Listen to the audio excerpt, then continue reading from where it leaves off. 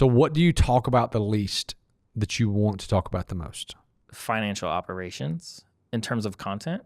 And the reason being is because operations and having an understanding of an income statement and cash flow, so many business owners don't understand that.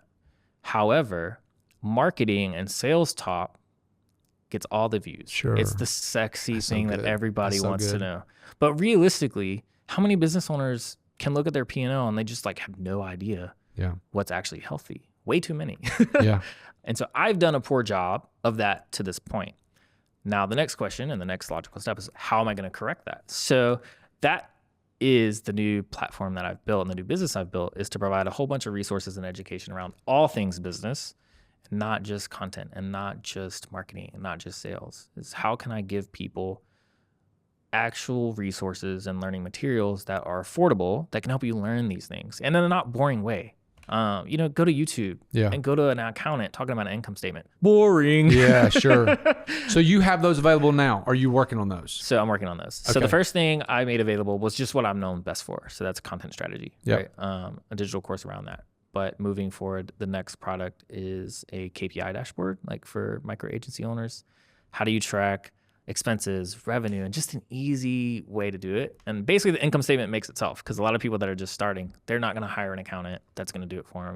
They're not going to have that. So like, how can I help them start to understand what a profitable business looks like? Is that an add-on upsell to your coaching? Here's how I structure the coaching.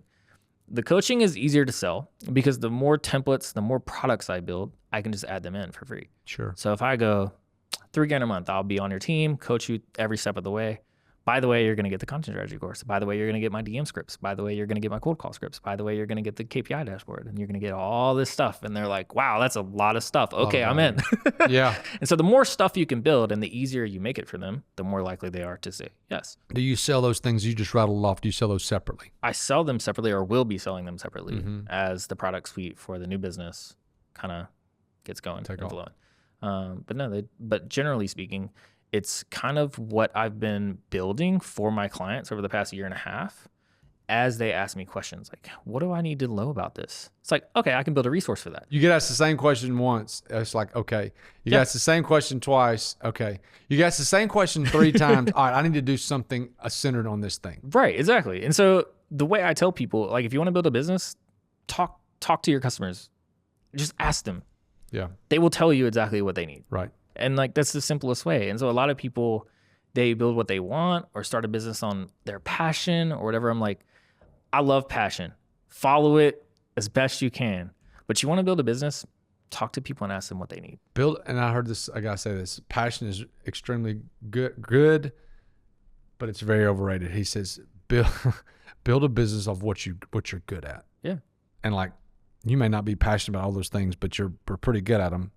And most of the time, though, when you're pretty good at something, it's taken at least some passion in order to get good at that thing. Yeah, like I think you kind of take what you like and then you build your skill set off of that. So a fun sports analogy here, or sports kind of segue, is like when I was a kid, I love projecting players' careers, right? Like, oh my gosh, he's been an all-star 5 years in a row. Like if he hits 30 home runs a season, he can pass Barry Bonds, like all that kind of stuff.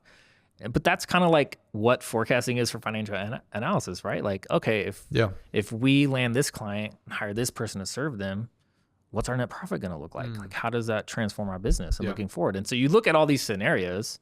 And so I kind of just took what I was interested in and just applied it to business for my career and all that kind of stuff. So start there, like find a skill you enjoy and ask yourself, how can I try to apply this in the business world? That's one thing. But yeah, passion is good, but passion can lead you astray. Get you in trouble too. Sure.